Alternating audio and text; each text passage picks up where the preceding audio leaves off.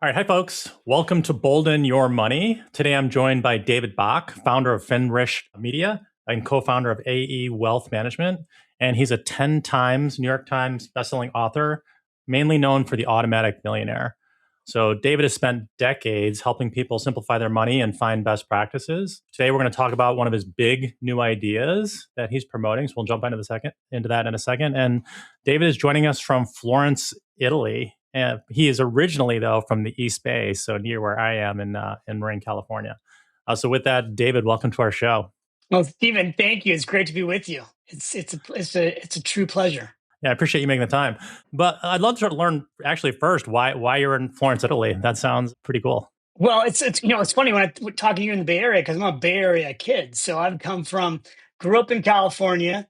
I moved to New York for nearly 20 years. I moved to New York so I literally could go and teach millions of people to be smarter with their money because back in the day, you really need to be on national television. Yep. And so moving to New York allowed me to be on all the major shows, the Today Show, CBS Early Show, CNBC. And that's what really helped my career take off. I had been working at Morgan Stanley in the Bay Area. My office was in Orinda. Then I moved to New York, spent 18 years there, wrote, as you said, 10 New York Times bestselling books. And The Automatic Millionaire was really a big book that I put out 20 years ago after moving to New York. And so I spent 18 years there. And then my last book was a book called The Latte Factor. And in that book, the main character takes a sabbatical. And so I decided as I was writing that book, well, I want to take a sabbatical. And so I wanted to take my family to live abroad for a year. And it was really a very intentional decision. I wanted to move to somewhere abroad so that my kids could get an international experience before they went to college. And so we chose Florence because, well, it's Italy, and Florence is one of the greatest cities in the world, and it's gorgeous. And I thought it'd be really fun to move here for 9 months. And we came here when my oldest son was in 10th grade. His name was Jack. And then everybody fell in love with it. Nobody wanted to leave. So we stayed. Now I've been here 6 years. He's back in the States. He's just finishing college. But my younger son and my wife and I have been here now since 2018. Oh, that's incredible. Yeah, I actually worked in Italy for a little while. Early in my career as a consultant, we did some work in Mestre outside of Venice and outside of Milan. But unfortunately, I didn't pick up Italian. One of my friends actually ended up marrying an Italian and staying there. But how's your Italian? That's what happens. My kids have picked up Italian. I've barely picked up Italian because you end up living. Well, at least in our case, you live in a city like Florence. Everyone speaks English. Yep. So, but that's my excuse at least. Florence is an incredible city to live in. If you like Italy, it's so well located. You're in the middle of everything. So it's just been a really fun lifestyle. So it kind of has led me to a slower pace of life after Manhattan for 18 years. Yeah, I can imagine that's got to be such a gear shift for you. Do you think you're going to end up staying there? Yeah, it's the question that everybody asks when you're an expat. Like, when are you coming back? My family still lives in the Bay Area. My mom's there, my sister's there. So I come back about every 90 days and visit family, and my son's in Chicago. But we like living in Europe. It's a great lifestyle. And I like skiing. So I'm a big skier. I ski in Europe. I'm going to leave here in 2 weeks and go ski in Switzerland for the ski season in Verbier. Nice. Yeah, but I'll come to the States I'll come to the States about every 2 to 3 months. Yeah. Well, a couple of days ago, I was up in Tahoe trying to get a couple of days in before my youngest he go back to school on Wednesday. So we were skiing it up at Alpine, and I've actually been to it's like Cortina, right? They're gonna have the Olympics in Cortina, aren't they? Yeah, exactly. Yeah. I learned, the first place I ever skied was Alpine. I learned how to ski at Alpine. I was in Mogul Ski Club. Oh, nice. And I know Tahoe finally got some snow because it has been pretty bare lately. But you guys just got dumped on. So yeah, a little bit of a Christmas miracle. So yeah, I'm sure we can riff on all kinds of stuff. All right. Well, anyway, look, I'd love to get into your kind of first big idea though, like this IRA flat tax idea that I know we'll link to your site at davidbach.com, but I know you have a whole IRA flat tax kind of discussion there. We'd love to learn more about kind of that idea and why you're so enthusiastic about it. Yeah, well, so Stephen, in updating the Automatic Millionaire book, which I know you got to hear me talk about at FinCon back in 2017, this is the 5th time I've updated the book. In updating the book, it hit me looking at all the statistics. Wow, we got a lot of money in retirement accounts. We've got $45 trillion in retirement accounts. And having spent my entire life in financial services, being a financial planner, being a co-founder of a registered investment advisor, I know firsthand that when you run financial plans, All financial planning software defaults to take retirement money last. So people who have money, who have saved and invested, they are advised and they're told, take your retirement dollars as late as you can. Take them at Mm. RMD age, which is age Yep. 73 or 75. And so I had a thought in my mind, which was, I wonder what percentage of people are waiting to take money out. And when the new AI engines came out and all the ability to ask questions of ChatGPT and Gemini and Perplexity, I was able to get answers to all my questions. What I was able to find out is 83% of retirees won't take a dollar out of the retirement account until Mm. the RMD age, until the Really? required minimum distribution age. So it's 8 out of 10 retirees not taking money out, and they're taking it out at age 73, or now it'll be 75, depending on your age. And it hit me, that's about $20 trillion right now that's in baby boomer retirement accounts just sitting Hmm. there. That Yep. if it was able to come out of these retirement accounts, could do a lot of good. It could Yep. help you if you're retired. It could help the economy where you live. It could help your kids buy homes. You know, it could help your grandchildren. It could pay down debt. There's just so much good this money could do. And or it could just stay in investments, but it could be moved from your retirement account to a taxable account. Well, how would you pull that off? You would give retirees a huge carrot.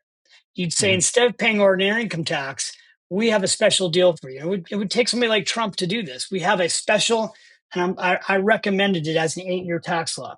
We have an 8-year window here where for 8 years you can take money out of your retirement account before RMD age, and you can pay a flat tax.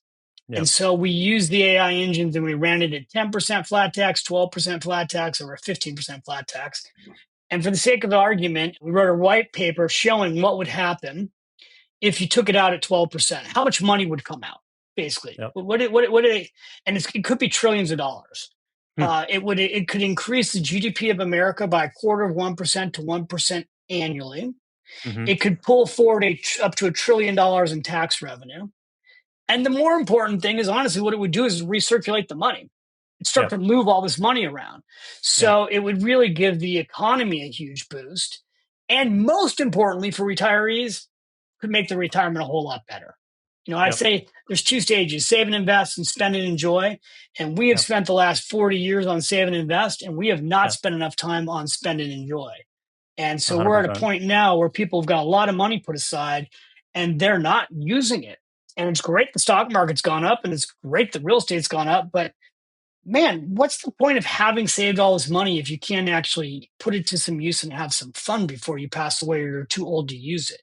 And so my 100%. idea was, if we had a flat tax, an 8-year tax window, we'd incentivize baby boomers to start moving money out of these accounts. And it would encourage people in their 50s to save more money for retirement. So on IRAFlatTax.com now, there's a whole website with podcasts and white papers and a Google Notebook LM where all this stuff's been put there to open source this idea. Because what I'm doing now is I'm talking about it on podcasts, talking about it in the media, and starting to talk about it with senators and congressmen to try to get this idea populated and ideally in front of the president. I don't have a personal relationship with the president, but it will take, if anybody could get this done, it would be Donald Trump, right? Yeah. Because, Donald Trump, somebody said, hey, why do we have to pay taxes on tips? And he was like, Yeah. it's a great question. We should get rid of that. Hey, why do we have to pay taxes on Social Security? That's a great question too. Now we're almost rid of taxes on Social Security. So a lot of these ideas that seem like, well, that could never happen, I don't know. I think anything's possible right now. I think America needs some big ideas. Yeah. How are you getting traction with people in Congress? And I had calls last week with senators. okay. So the Wow. fact that senators would get on a call with me to discuss this idea was All right. it was before the holidays, 2 weeks now. Very encouraging. And the conversation was very interesting too, because they all agreed the idea that it needs to be bipartisan. Mhm. And I said it also needs it needs the president to want it. It's not this president; it could be the next president, because Yeah. there's a big, big, big idea, right? Yeah. One of the things I said to this senator, who I won't say who it is, because so that nobody's put on the spot, but I said on this call, the largest sovereign wealth funds in the world are in the Middle East. If Mhm. you add up every sovereign wealth fund in the Middle East and you combine them, it's Mhm. $7 trillion. Right. If you And take all the sovereign wealth funds in the world, it's $12 trillion. I said to the senator, you have more money in baby boomer retirement accounts right now than all the sovereign wealth funds in the world. And that money is not leaving until it is forced to leave at 73 or 75. And then it's Yep. just leaving in dribs and Yep. drabs. People Yep. take out the absolute minimum. So if someone's take out 4%, that's all they're taking out. And it's these accounts are going to just keep growing. We're going to end up with $100 trillion in these retirement accounts Yep. unless we come up with creative ideas to incentivize people to take the money out. 100%. We see this in our data too. I mean, the like Michael, Kitsis did some work as well, and he's like, people that retire with money, right? And that's like our audience. Our typical user has a few $1,000,000. They're kind of 50 to 60-year-olds, 401k millionaires, and they've done a good job saving. They keep saving and they keep building wealth. They do this. They're not die with zero enthusiasts. Have you read Die with Zero?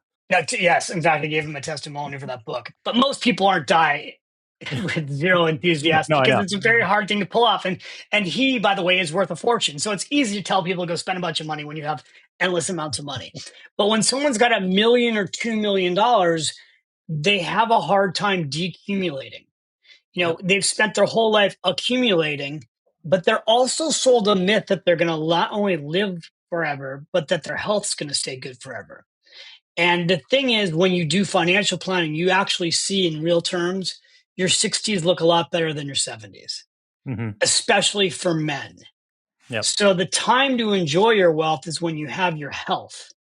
And in the United States, the average health expectancy, the age at which you will have a health issue that infects the rest of your life, is 63. So Yep. when people talk about living longer, first of all, they're not living longer in the United States. Now for men, it's 73. And for women, I think it's 78. And, my dad passed away recently. My mom's in a senior living community in Livermore, Pleasanton area. Beautiful Mm-hmm. place.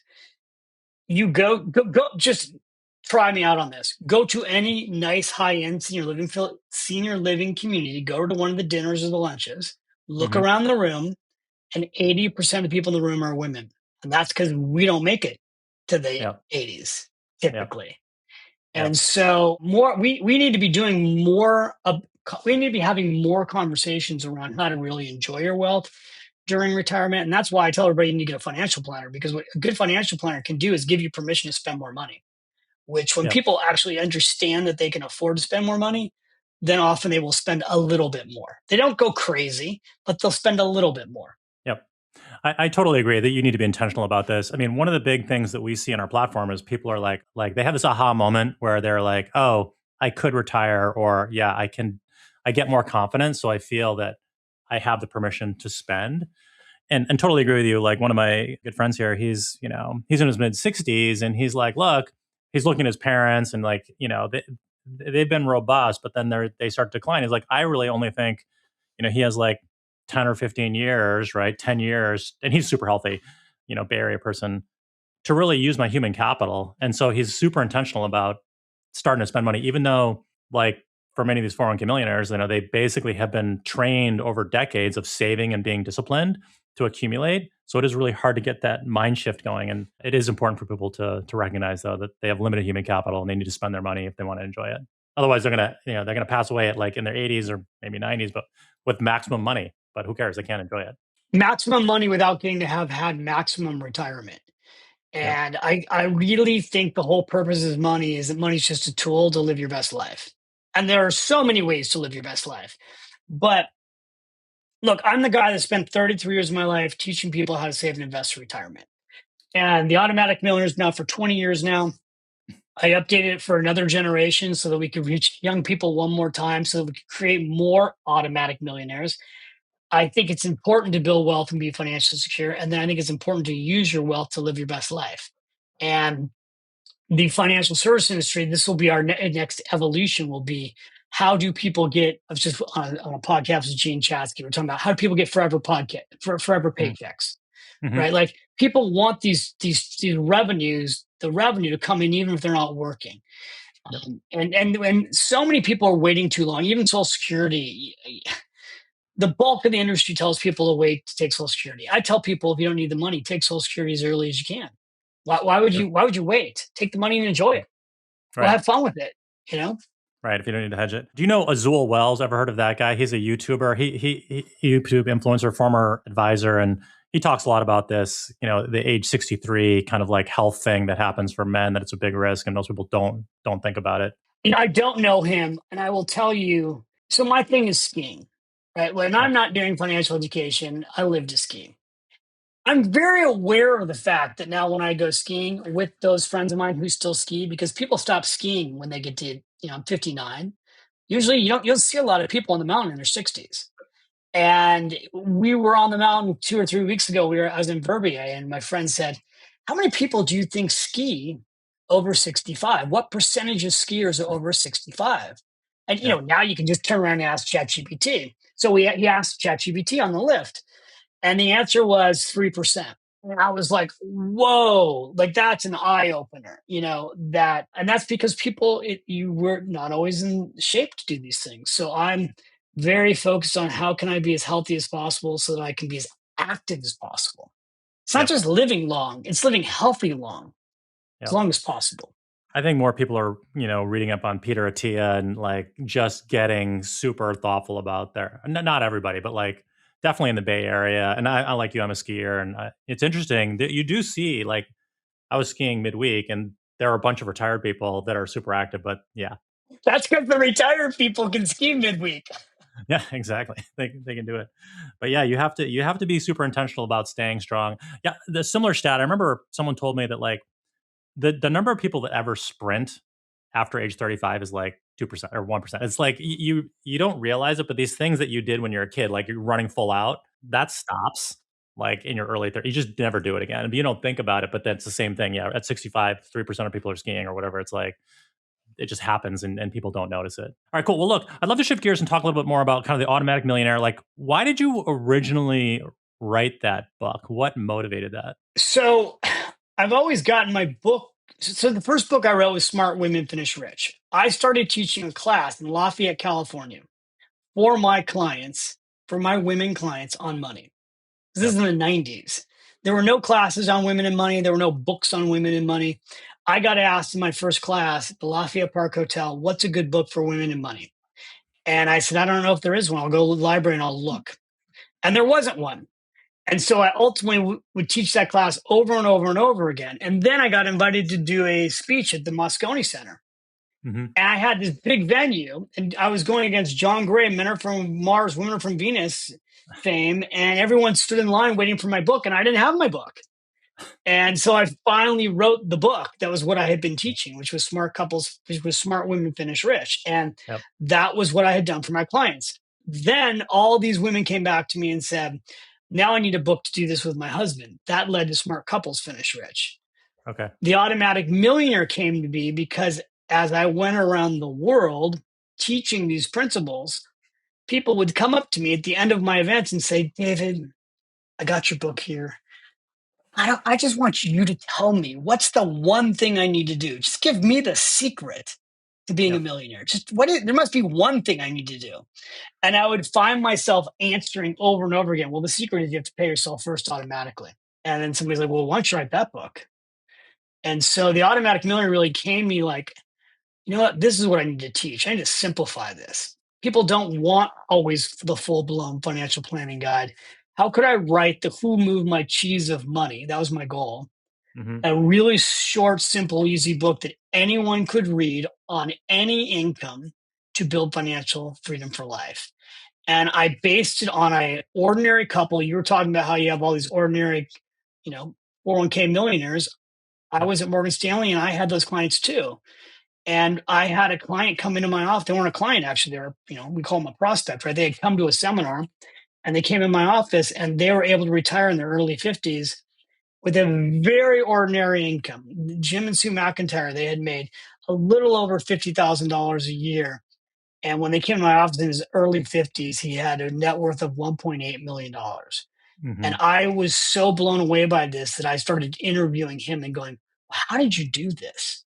How did Mm-hmm. you do this on such an ordinary income? And the Automatic Millionaire book tells his story in the beginning of the book, how him and his wife, what they did. Yep. And it was really for me the turning point in my own life too, because I was making, at that point over $100,000 a year, and I was still living paycheck to paycheck. Yep. And so I had this moment of realization of like, if I don't change, nothing's going to change. I'm under this mistaken belief that if I make more money, then I'll start saving and investing.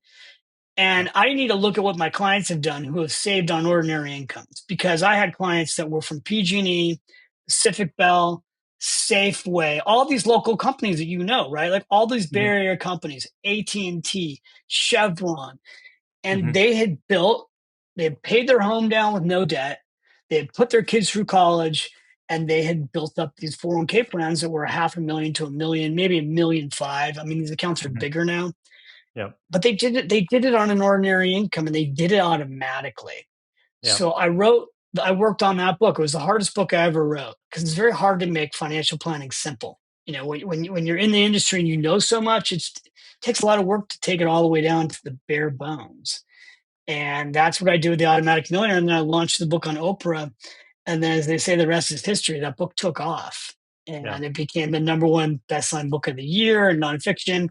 It's been out now for 20 years. This is its fifth version, update, and over 2 million copies have already been sold. So I Yep. just wanted to put it out one more time to reach the next generation.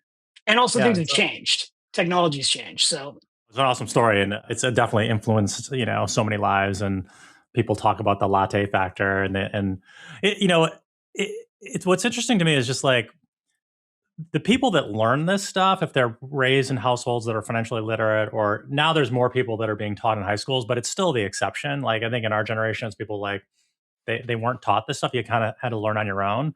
And so it's really the people that took advantage of time while they were, I guess it's like, hey, they learned to pay themselves first. They learned to invest and start capturing the returns of the market, and they just kept doing it. That's who has won. But if there's still so many people, like, do you feel like the curve is bent? Are more people taking advantage of this now? Well, they are. More people taking advantage of this because 20 years ago, we didn't have automatic enrollment in 401k plans. And Yep. that didn't exist, right? It wasn't easy to automate paying yourself first 20 years ago. When you came into my office at Morgan Stanley back in the day in the 90s, I would tell you, like, if you have $50 a month that you can save and invest, I'll help you.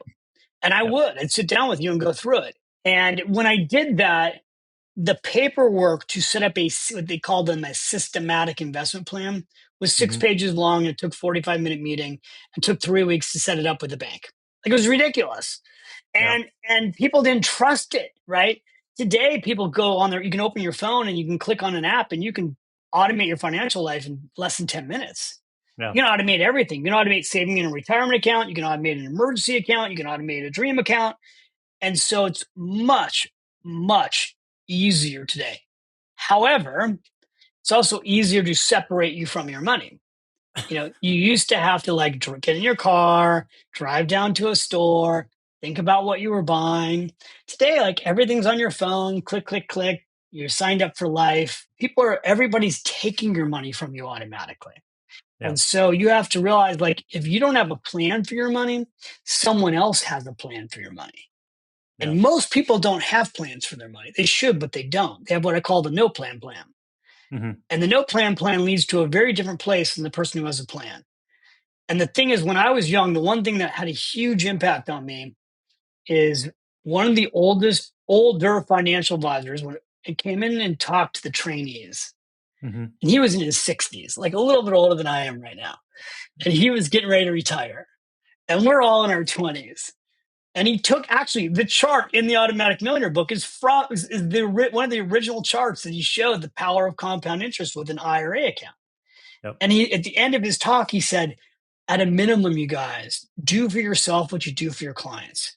At least make sure you've got these IRA accounts set up, or you're using the 401k plan. He goes, because this office is filled with broke financial advisors.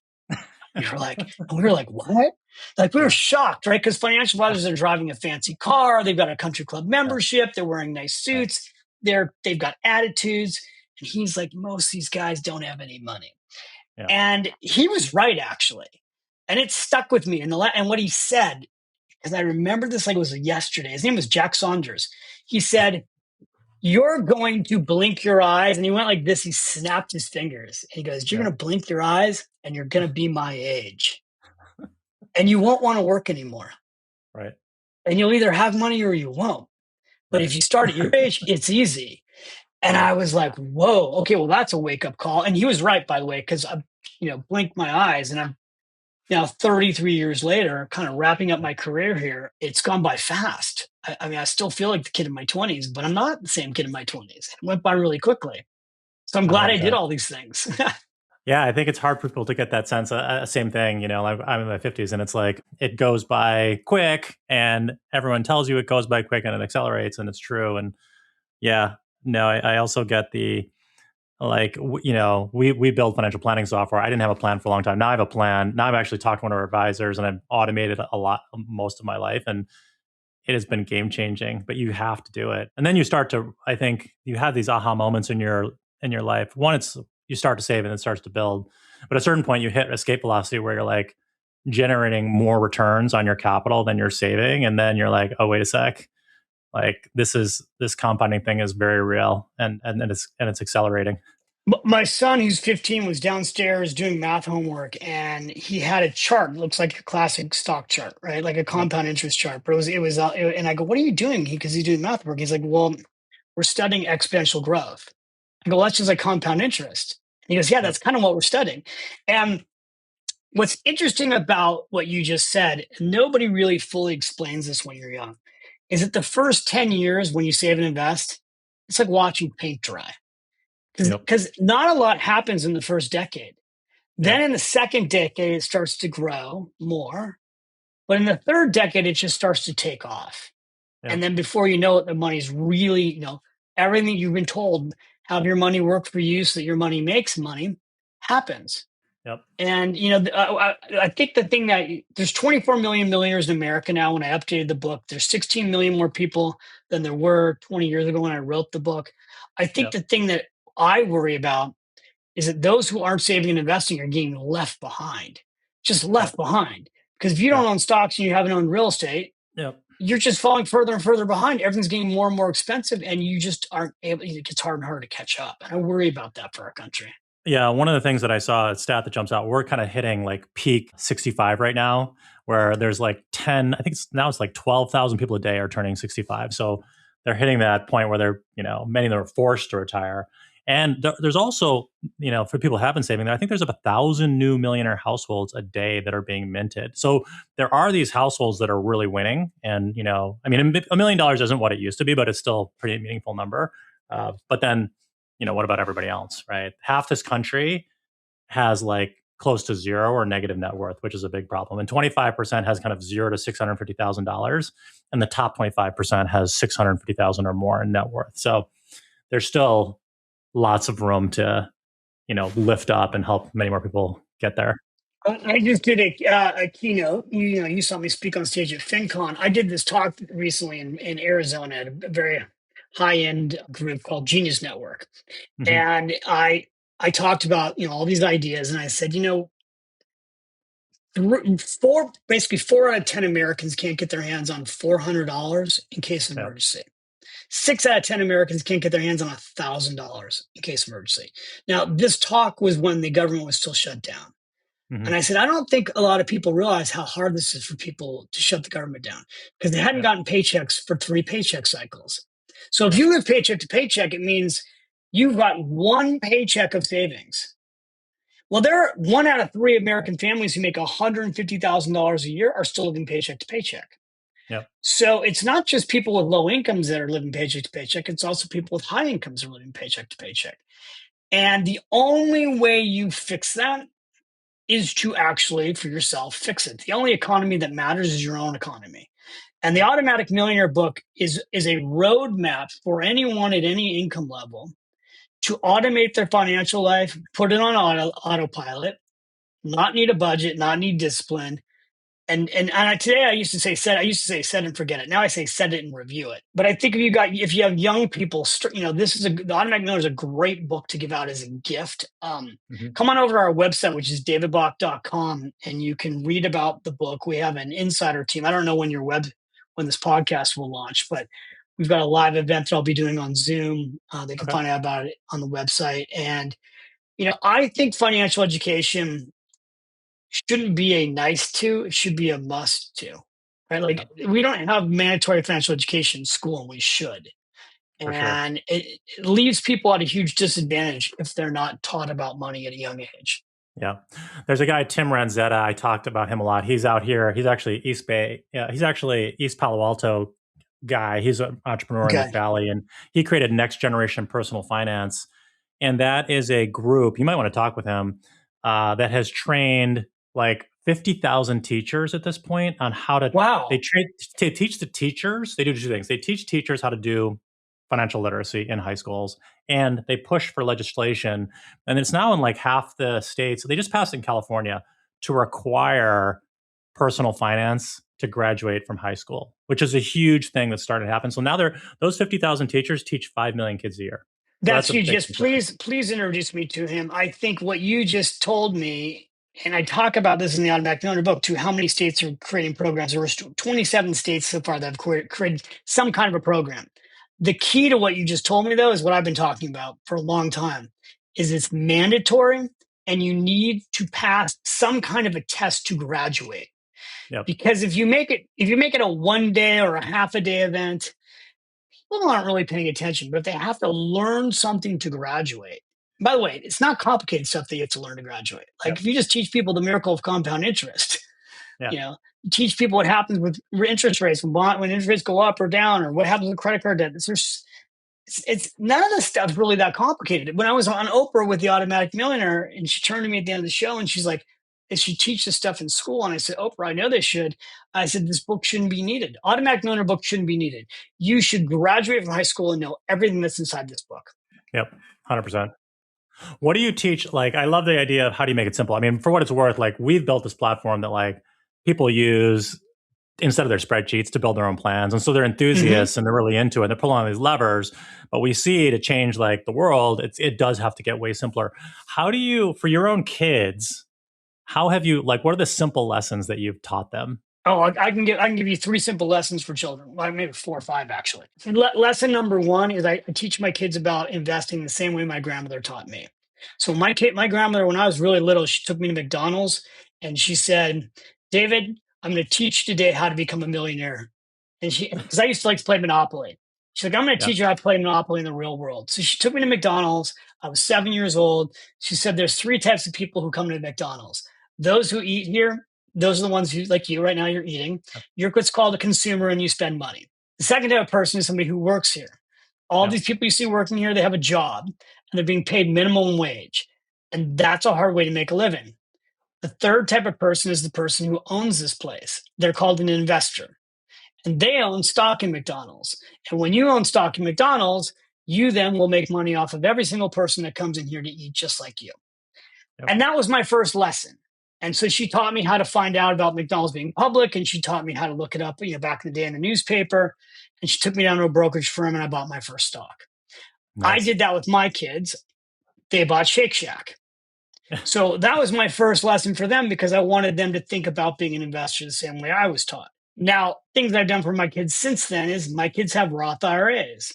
So I've started my kids with Roth IRAs because I've been pounding on them the importance of starting young. And so I've got a 15-year-old who's now funded his Roth IRA because I put him on the payroll. He basically has been paid for 3 years. Yep. And we fully fund his Roth IRA. And on my older sons, they've each got matching Roth IRAs. And I've shown my kids, I go to investor.gov, or maybe they can use your software. But Yep. investor.gov, you can go there and you can go compound interest calculator, it takes you to investor.gov. It's free. And I've run the numbers for my kids. And in fact, it's funny because for Christmas they got a copy of the Automatic Millionaire, and they were laughing. But I was like, "You got to read the update." And inside the book was a printout of their IRA accounts, what the compound could look like. And Yep. so I showed them, like, here's how much money you have saved, and here's what it will be worth at 60 if you fund it every year at the same dollar amount, and you earn. And I told them 8%, and I showed them 8% or 9% or 10%. And in their case, they'll have eight-figure retirement accounts, Yep. like specifically over $11 million, Yep. if they Yep. fund just $20 a day for the rest Mm-hmm. of their life. Mm-hmm. Now, I'm going to help them for a period of time. I'm fishing for them right now. And Yep. I hope that they will then fish for themselves. right? But I'm teaching them at the young age Yep. these really critical ideas. So that's what I would start with. Yeah, I love your grandmother story, and I love the fact that you're teaching your kids this. Any other top like ideas for like automating, saving? I think obviously watching money being taken away, I do agree with that. There's lots of ways, you can lose your money, and also, there's scams and stuff like that. Any huge mistakes that you see people that read your book make? Well, I don't know if they. Or Well, they haven't okay, read it, but yeah. like people that you deal So, with. well, actually, I'll tell you mistakes that people make. I see all the time, and it pains me, which is why I like to talk about it. Not because it pains me, because I don't want people to make this mistake. I will meet people who come up to me and they will say, I read the Automatic Millionaire book. I want you to know I'm paying myself first. I opened up a retirement account, and I will ask questions. So, Steve, that's great. Where'd you open up the retirement account? I opened it up at Vanguard. Oh, that's fantastic. What's it in? What'd you invest in? And they go, I'm in the Vanguard IRA account. I go, no, no, no. Remember in the book, I told you have to put the money inside an investment. Vehicle. Yeah. And now they won't remember what they put it in. Yeah. So I'll go, well, let's open up your phone. Let's look. And Yeah. so the biggest mistake I see people make is they often open up retirement accounts and they don't actually invest the money. Yeah. There are Right. billions and billions of dollars in retirement accounts sitting in cash or Yeah. nothing, Yeah. not invested. Right. Yeah. So it's really important to get it into at least a target dated mutual fund, which I talk about in the Automatic Millionaire. It needs to be invested 60%, 70% stock, 30% bonds. I believe in balanced portfolios. So Yeah. that would be the one mistake. But the mistake I see people making who don't read my book is young people are taking a lot of risk with their money Hmm. because it's never looked sexier and easier to get rich quick. Yeah. And all I can tell anyone who's young or old is I don't know anybody who's gotten rich quick. And now I'm 59. So, my younger son got super into trading meme coins. There's Yeah. always something, right? There was NFTs, now there are Yeah. meme stocks.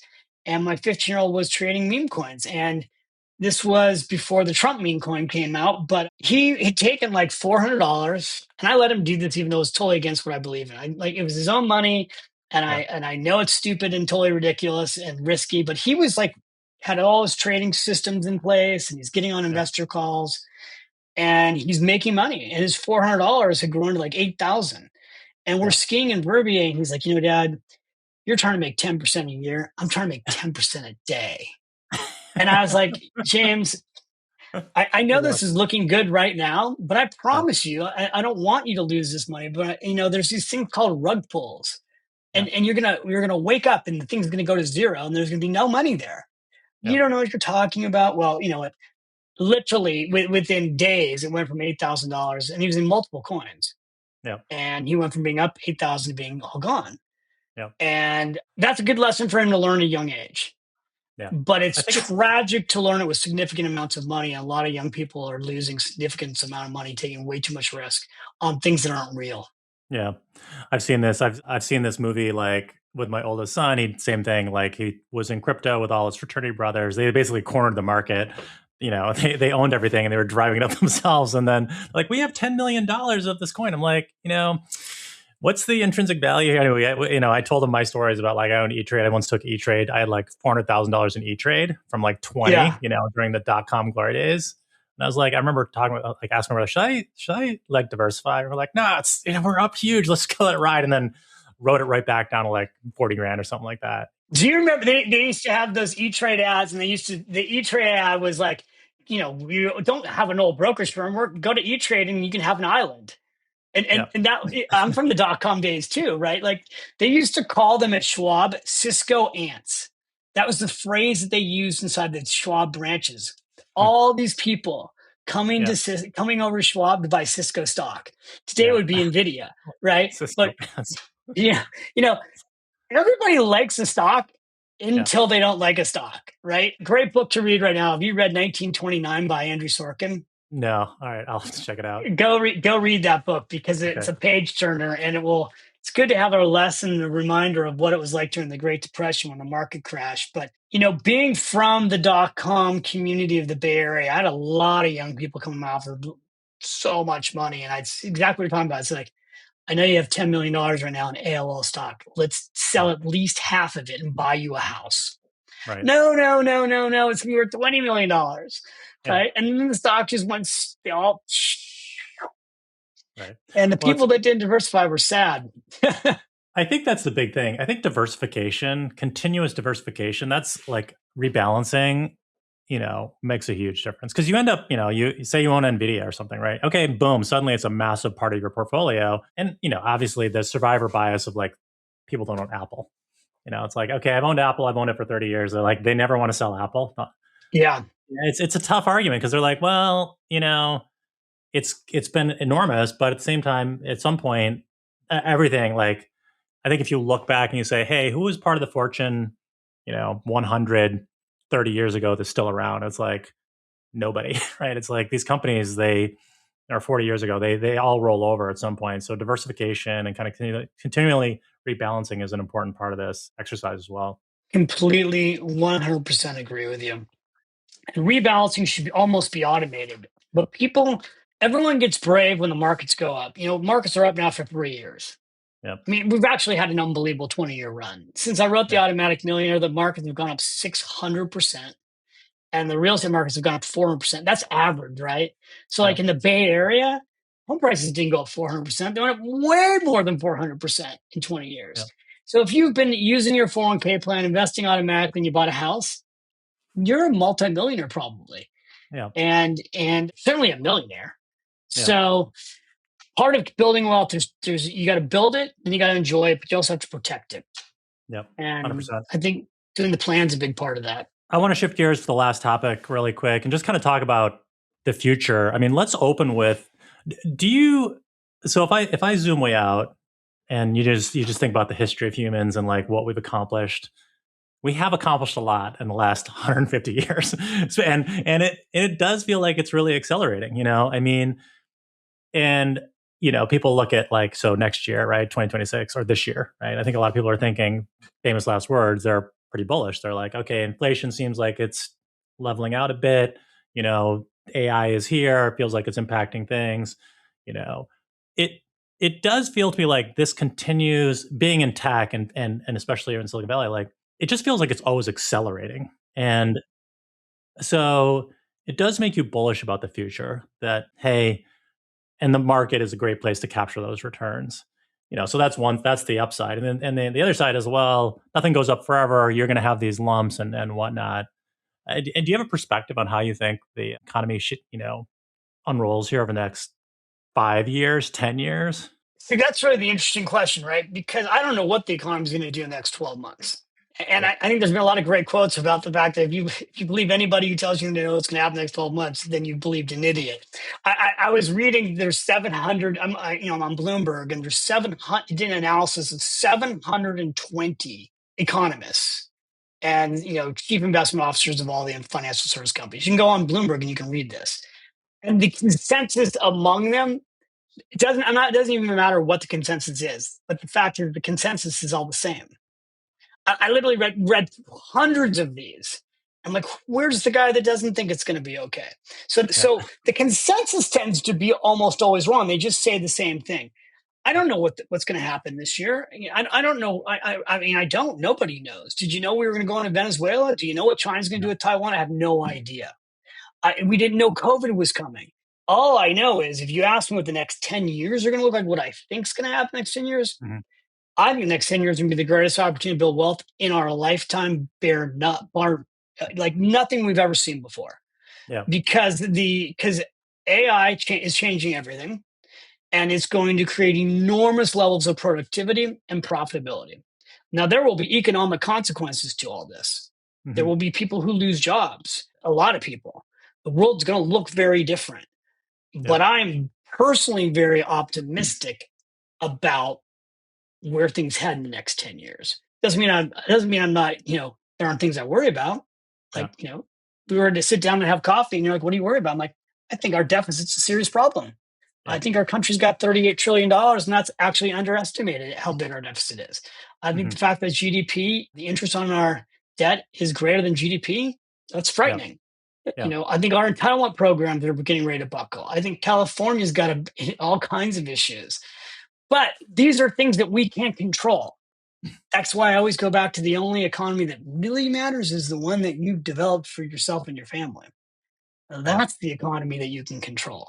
What do you think people can, well, in the age of AI, so we agree planning is important, literacy is important, right? Automating money is important. What do you like? How do you see AI affecting, financial services? Like, how do you think it's going to be very different in 5 years? And what time frame as well? I'd be curious your take on that. You almost have to go back 10 years to think about how much has things already changed. Like I'll give you like perspective here. I had a BlackBerry. I had the AOL BlackBerry, the actual like pager, right? Do you remember the page? Like, I don't think most people listening, like, No. you have to be our age to remember Yeah. what that was. But in order to have a email, you had to have a BlackBerry, Yeah. and now you had to have AOL. Okay, Yeah. When I worked at Morgan Stanley and I was using that BlackBerry, we got a memo telling us that we were never going to have email in the office. That Yeah. email, I wish I kept that memo because the memo is we're never going to use email because email you can't compliance approve it. It's not necessary. Okay. Yeah. So think about that, how much things have changed. You Yeah. used to, as a financial advisor, have to have a nice office because people come to your office. Today, people don't come to your office. I have a Yeah. financial advisor who's in Kansas. I've never been to his office, Yep. right? The whole thing's been done over Zoom. You and I are not in a studio together. We're doing this Yep. over a Zoom system. We're doing it on Yep. Zencaster right now. So everything has changed. So, financial planning, you go in, you meet with an advisor, they run your numbers, they create the plan. Now plans are designed where you can start to use them yourself. AI is going to mean that you can talk to the phone or talk to the screen and you can just tell it and then it can come back and spit back all information. In 5 years, the question is, will people still sit down with an advisor and want the plan? They want somebody to talk to? Yep. That will be the question. I think the answer is yes. I think in financial planning services, there will be more need for help, not less, because of what you said earlier, which is we have so many people hitting age 65. Hmm. And the truth is, as you get older, your financial life becomes way more complicated for so many reasons. And then you start to have, death, and then you have to deal with all that. And you're not going to just go to your phone and be like, okay, my husband's died. Now switch everything over, right? You like Yeah. system's still set up to bring in a death certificate, repaper everything. You got to find all the assets, transfer the assets, pay the taxes, settle the estate. I don't know that friction completely goes away in the next 10 years. I think that will still require people to help you. I agree that I don't think human advisors and coaches are going anywhere. I do think they're going to have to get more productive, but there's also just this huge demand for people to do better. And it is way more complicated. Accumulation is relatively simple. It's simple, but not easy. Decumulation isn't simple. And there's a lot of moving parts. And as you have resources, a lot of our folks are super interested in, tax efficiency, lifetime income. Yeah. How do they, and even not even tax efficiency in just their lives. It's like a lot of our customers or users are now like intergenerational planning, right? You're probably doing this with your kids. It's like, okay, get them in a Roth, maybe get your own assets in a Roth so they can go, figure out the estate limitations and stuff like that. It really matters a lot for a lot of these folks. Well, I'll tell you, I also tell young people financial services industry is a great industry to go into. Yeah, I don't think AI takes this industry away. I think the AI makes this industry better and more productive. It allows you to help people more intentionally and easier than before. for sure. How are you using? I saw you did Notebook LM to kind of compile all your thoughts about your IRA flat tax idea. Yeah, Are you using AI in other ways in your life? I am. But if you think about what we did with the IRA flat tax concept, that idea, I've had this idea for 5 years. The amount of money I would have had to spend to hire a consulting firm to put together this white paper and create this thesis for me that we could beta test would have Yep. been millions of dollars. Would have taken at least 6 months to a year worth of consultants working on that.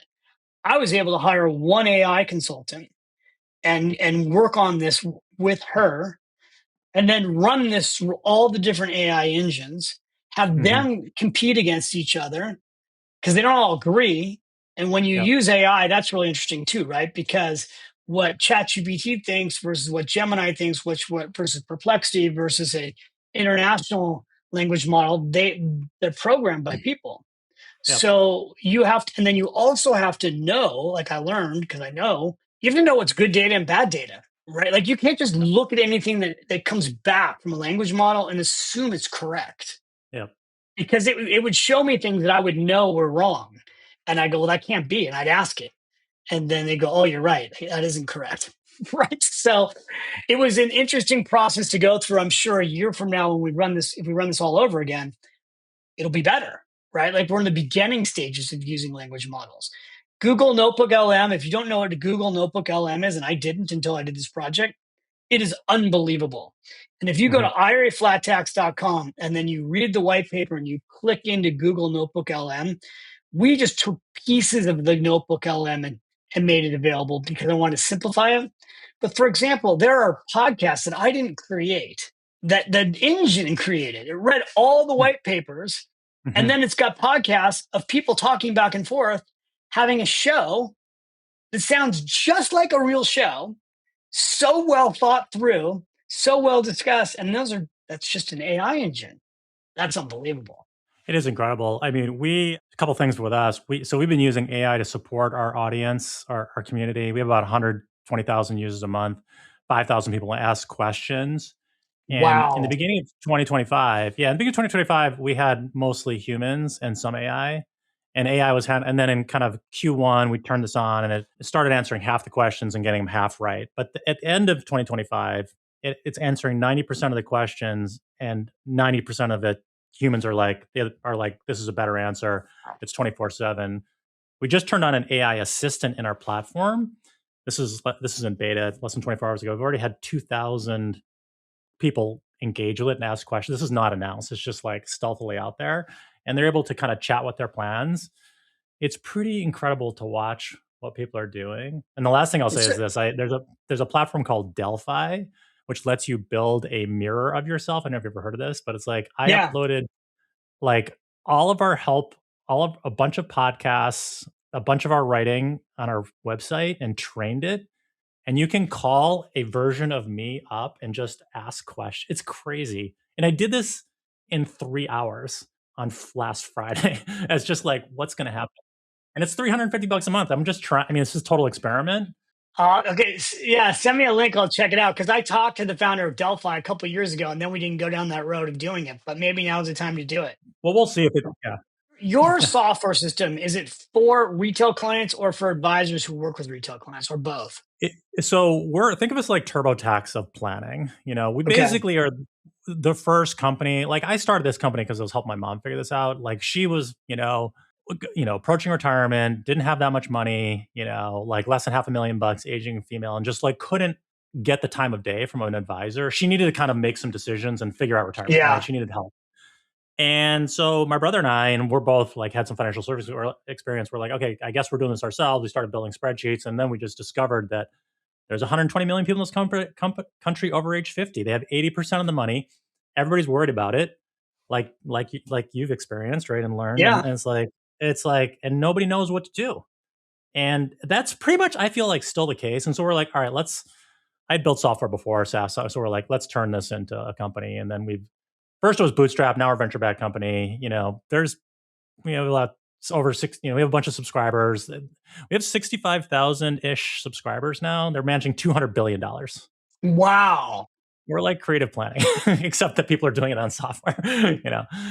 It's That's interesting. You amazing. should check, I'll send you the link. You should check it out. You see what we're up to. Yeah. Send me the link. I'll totally check it out. I love to play with it. Congratulations. Well, hey, we're early. It'd be great to have 7 million users. Like you've had 7 million people buy your book, so you know. What were you doing back in 2017 when we met at FinCon? I was like, I was getting into this space. Like I've always worked in financial services. I was learning about FIRE. We were Hmm. early, like running. We were kind of playing around with different ideas. In my career, I've been, I came out. I was a consultant. I used to actually wrote software at Schwab in the beginning, early days, and Okay. then other places, Wells Fargo, Fidelity, and places like that. And then did a startup, in the dot-com glory days. Raised 40 million in venture capital, filed to go public way back when I was like early 20s or mid late 20s, and also didn't go public, and so saw that whole part of it, and I've done various Yeah. things, but I think like this idea is now become my life's work in terms of like really trying to be completely aligned with the end user, transparent, equip them with literacy, technology, find super smart people like yourself to kind of share their stories and Yeah. just build a community around it. So that's what's happening. Good for you. Well, I'd love to check it out. I'm glad. I think we got connected from somebody else who I did a podcast with. And I'm thrilled that I said yes to you because it's been really Yeah. fun meeting you. And this has been a super enjoyable conversation. So I hope it helps, I don't know, your community. And, obviously you have a very engaged community. If you got 60,000 subscribers on software, I don't know if Yeah. software is the right word anymore for this, but using a financial planning tool, they're already in the small percentage of Americans. Yeah. And so if we can, part of it's like, don't keep it a secret, right? For anybody For who's sure. using this stuff, don't keep it a secret. Go tell your friends, get more people doing this because more people need help. 100%. Well, look, yeah, David, I really appreciate you making the time. And we'll definitely, point people to davidbach.com and the Flat Tax, IRA Flat Tax website. Any last, resources that you want to suggest for our audience that you think will help them? First of all, I've got a podcast too, the David Bach Show. So if you want to listen to the first 3 chapters of the book, actually, there's probably 4 chapters now available online for free. Davidbach.com. Go check out the podcast, and the show's called the David Bach Show. So they can go listen to some of that and get your hands on the Automatic Millionaire book. And yeah, I appreciate Okay, everything, being a part of this. I'll look forward to checking out your thing too. Send it to me. I'll play with it and then come back to you. for sure. All right. Well, David, really appreciate it. And for all the folks listening, thanks for your time. And hopefully you found this thing helpful. And we'll see you on the next episode of Boldin Your Money podcast. I love it. Happy skiing. High five. All right. High five.